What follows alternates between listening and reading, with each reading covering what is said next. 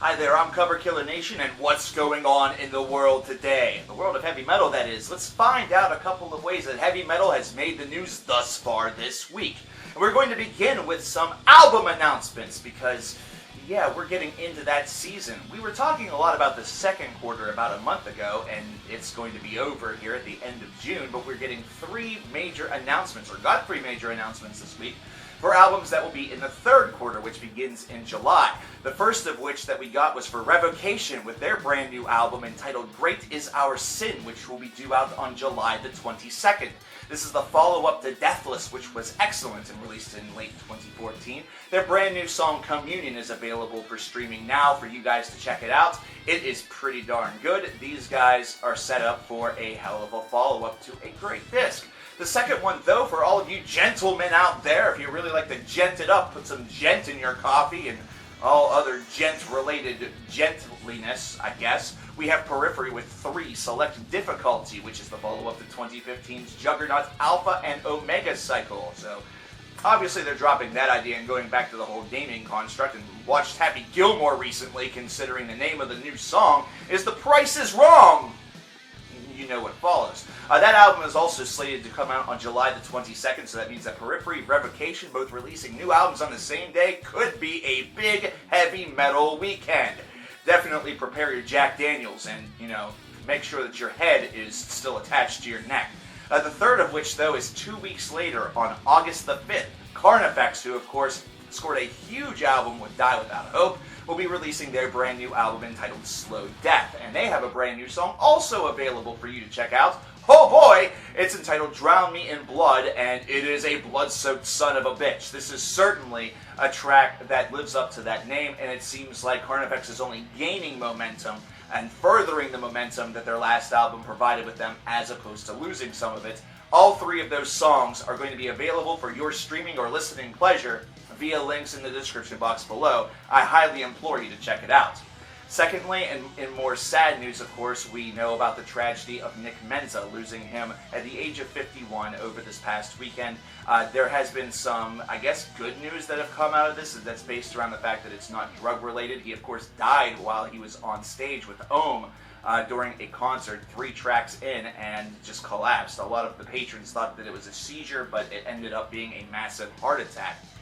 Now, in an interview 2 weeks ago, it was stated that Nick really missed playing for very large crowds or big shows, which perhaps could have suggested that if Dave Mustaine would have needed somebody to fulfill the drummer role and was looking to do a reunion tour or something of that variety, that Nick would have been very much obliged in order to come on board for something like that. Either that, or perhaps he was looking for a big-name gig elsewhere. It's really hard to say, but either way, this is an absolutely tragic loss that we are still mourning days later. Of course, tributes and memorials have piled in all throughout the heavy metal universe, and we still extend our sincerest gratitude for Nick's career, but also our sincerest condolences to the family, the friends, the whole entire Megadeth family, the whole entire Menza clan.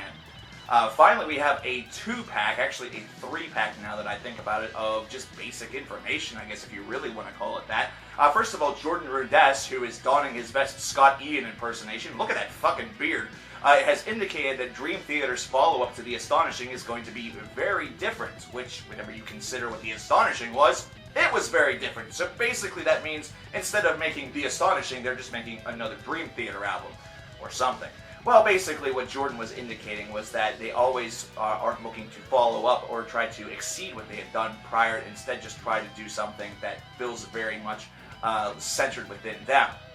You think that doesn't seem like that big a news? It kind of is, considering The Astonishing has been met with some polarizing reviews ever since its release back in January, with some loving it and being very praiseworthy toward the concept and the overall scope of this album, while others are a little bit more regressive toward it, feeling that it was overly ambitious and cluttered.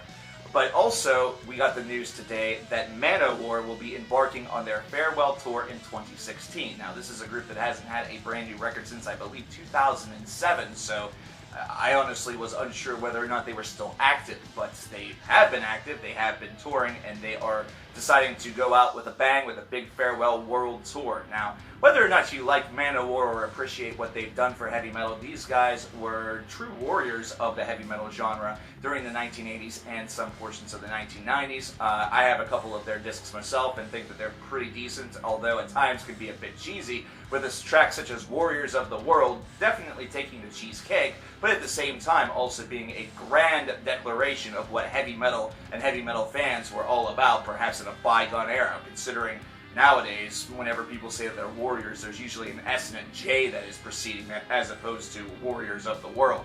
Either way, this is almost like another loss, almost like a rest in peace Manowar, but the way in which this has been announced to all of us is with one of triumph, as opposed to with one of a lot of tears or a lot of regrets, a lot of goodbyes. Which means to me that perhaps Manowar may perhaps decide to work on one final record before calling it a career. Finally, this was brand new to the newsroom, and it's the fact that Five Finger Death Punch, yeah, that same band, just signed themselves to Rise Records. And while this should actually mean pretty much nothing, Rise Records does kind of have a reputation among some metal fans of releasing some bona fide crap, so there's a lot of folks out there that are a little bit skittish about what this might mean for the band. However, Five Finger Death Punch is still contractually obligated to their contract with Prospect Park, which means that they can't work on a brand new record until after a select date, and then they will be able to begin to fulfill their new contract obligation. Hopefully during that time frame they get a little bit of more help for Ivan Moody, kind of get everything back together, considering just about a month ago we were talking about the massive lawsuit that was going on between FFDP and Prospect Park. Get all of that taken care of, and hopefully the next record and really the career of this band will benefit from the Rise Records jump and actually showcase that the record label it doesn't just release crap as most metalheads think, which is kind of unfair. Either way, this seems like it might be the best jump for the band, as it seems that Prospect Park and Five Finger Death Punch's relationship is corroding around itself and is only going to end tragically. And of course, Prospect Park is afraid that Five Finger Death Punch is only going to end tragically, so we will definitely see how things in the future certainly pan out. Hopefully it'll be for the best of the band. And that's just a couple of ways that heavy metal has made the news this week. In other news, Ozzy Osbourne's daughter Kelly decided that she was going to put his mistress on point and tweet out her phone number. Well, thanks, that was mature. And also, we got the great news that Nikki Sixx and Tommy Lee apparently don't follow one another on Twitter anymore, and that hasn't been the case since the last Motley Crue show, because that's news.